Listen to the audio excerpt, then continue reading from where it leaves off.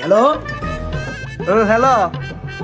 বিকাশ থেকে প্রকাশ বলছি। না না না না না না না, প্রকাশ থেকে বিকাশ বলছি। শোনেন, আপনার বিকাশ আইডিটি মনে হয় লক হয়ে আছে।